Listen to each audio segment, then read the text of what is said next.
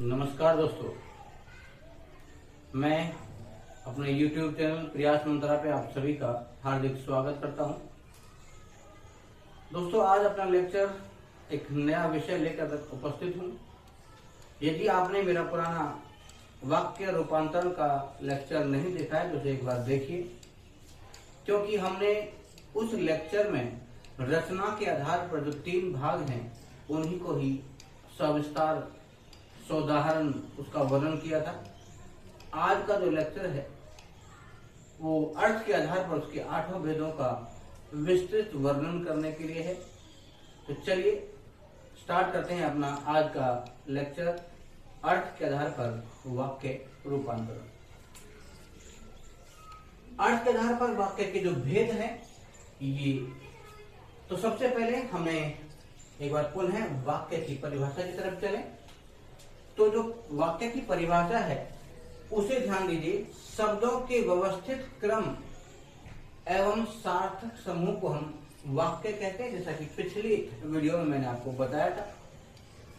मयंक सड़क पर साइकिल चला रहा है, ये एक ऐसा वाक्य है जो सार्थक भी है और वाक्य के व्याकरण के दृष्टिकोण से ये वाक्य एक सार्थक वाक्य है। अब इसके बाद जो टॉपिक आता है वो आता है वाक्य भेद का। तो वाक्य के 2 भेद हैं, एक है रचना के आधार पर वाक्य और दूसरा है अर्थ के आधार पर वाक्य। रचना के आधार पर वाक्य होंगे 3 प्रकार के। सबसे पहले साधारण या सरल वाक्य, दूसरा है संयुक्त वाक्य और तीसरा है मिश्र वाक्य। इसी के साथ साथ इसका जो दूसरा भाग है वो होता है अर्थ के आधार पर वाक्य के भेद। अर्थ के आधार पर उसके 8 भेद होते हैं। तो सबसे पहला जो भेद है विधानवाचक। जिन वाक्यों में किसी विधान अर्थात कुछ होने का जो है वो भाव हो या कार्य प्रक्रिया का बोध होता है उसे हम विधानवाचक वाक्य कहते हैं। अब इसके एग्जाम्पल से ये क्लियर हो जाएगा कि विधान है क्या। देखिए, सूर्य पूर्व दिशा से निकलता है या उगता है, उगता भी कर सकते हैं और इसको निकलता है। तो ये एक प्राकृतिक चीज है, तो सूर्य का निकलना एक नॉर्मल थिंग बनेगा। श्री राम जी के पिता का नाम दशरथ था, ये भी आपको पता होगा। यानी कुछ होने का, किसी विधान का या कार्य प्रक्रिया का बोध होता है, तो हमें पता चल गया कि दशरथ जो है वो श्री राम जी के पिताजी थे। आगे हिमालय भारत के उत्तर में स्थित है, उत्तर दिशा, यानी जो हिमालय है वो इस पोर्शन में है। ये उत्तर, ये दक्षिण, ये पूर्व और ये पश्चिम होता है। भारत हमारा देश है, इसे भी बोध होता है कि हम भारतीय हैं और हमारा जो देश है उसका नाम भारत है। आगे छात्र प्रतिदिन विद्यालय जाते हैं, तो ये छात्रों का विधान है रेगुलर में कि वो भी जो विद्यालय पठन पाठन हेतु जाते हैं। तो हमने देखा अर्थ के आधार पर वाक्य का पहला भेद जो है विधानवाचक। आगे चलते हैं एक उसके दूसरे पार्ट की तरफ। चलिए अब हम चलते हैं अर्थ के आधार पर कि उसका दूसरा भेद है निषेधवाचक। तो आप देख रहे हैं कि जिन वाक्यों में नहीं का प्रयोग होता है, नहीं का भाव प्रकट होता है, वे वाक्य जो है वो निषेधवाचक वाक्य कहते हैं, उनको कहलाते हैं। अब निषेध में मतलब नहीं का प्रयोग होगा और आप जब सेंटेंस के माध्यम से सब जानने परखेंगे तो आपको पता चलेगा कि हमें इसमें नकारात्मक जो भाव है, नेगेटिव सेंटेंसेस आ रहे। जैसे कई कर्मचारी ईमानदार नहीं होते हैं, मतलब नहीं है, और अभी महामारी खत्म नहीं हुई है, तो इनमें आप देखें नहीं का प्रयोग करें, मतलब है ये नकारात्मक है, नकारात्मक। आगे है तीसरा पार्ट है प्रश्नवाचक वाक्य। वह वाक्य जिसके द्वारा किसी प्रकार का प्रश्न किया जाता है। अब देखिए, कोई भी क्वेश्चन जो है वो हम पूछते हैं, तो क्वेश्चन पूछेंगे, इसका मतलब है कि उसमें कब, क्या, किसने,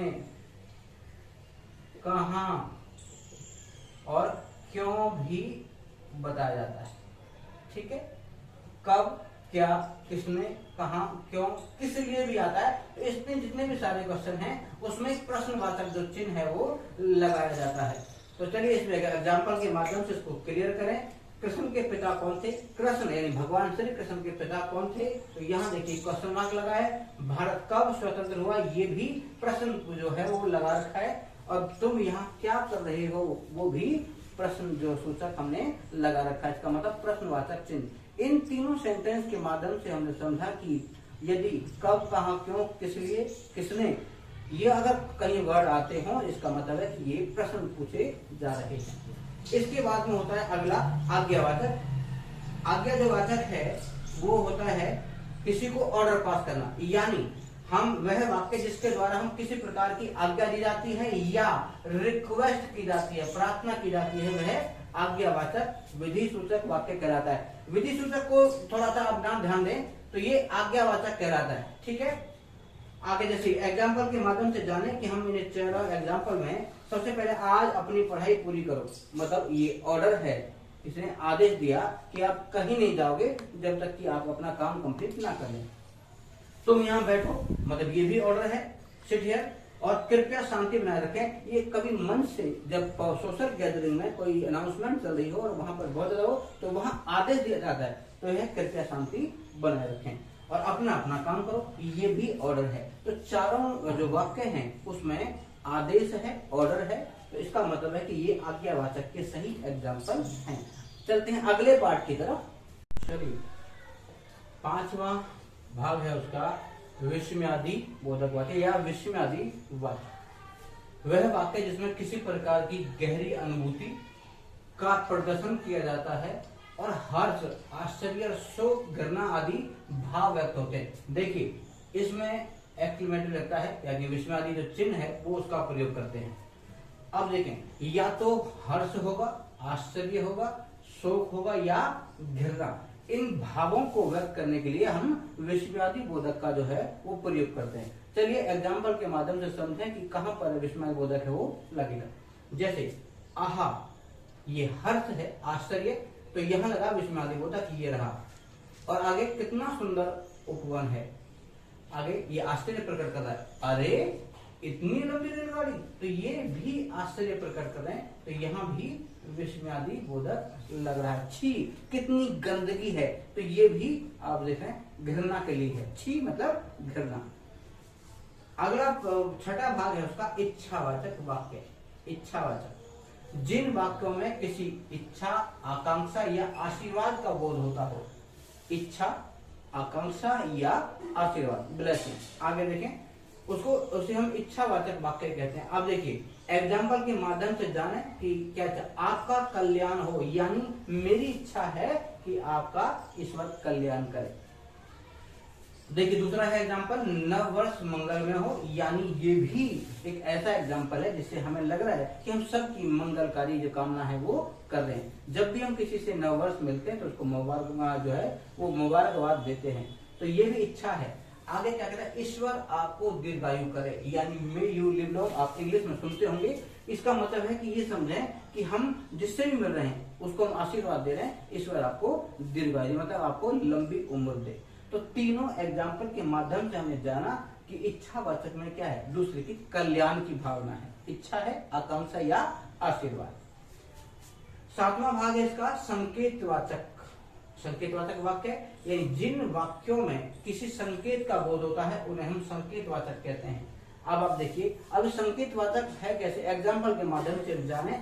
यदि वर्षा होती तो अनाज पैदा होता, तो यहाँ हम यदि भी लगा सकते हैं या डायरेक्ट वर्षा होती, तो इसका मतलब है कि ये संकेत दिया है कि एक जो क्रिया दूसरी क्रिया पर डिपेंड होगी। अब देखें, अनाज पैदा होता, यदि महामारी समाप्त हो जाती, तो ये देखें ये भी और ये दोनों ये संकेत के चिन्ह हैं। तो संकेत होता है तो विद्यालय जो है वो ओपन हो जाते। जैसे लास्ट ईयर जब कोरोना काल चल रहा था तो सभी विद्यालय जो है बंद कर दिए गए थे, तो ये एग्जाम्पल उधर से ले लिया गया है कि यदि कोरोना समाप्त हो जाता तो विद्यालय ओपन हो जाते, खुल जाते। संभवतः कोरोना इस वर्ष समाप्त हो जाए, संभवतः वह सुधर जाए। तो इसमें देखिए इन वाक्यों में संदेह प्रकट कर रहा है, मतलब शायद, यहाँ भी शायद, यहाँ भी शायद, और संभवतः ये कोई शोर नहीं है, इसमें चारों वाक्यों में संदेह प्रकट किया गया है।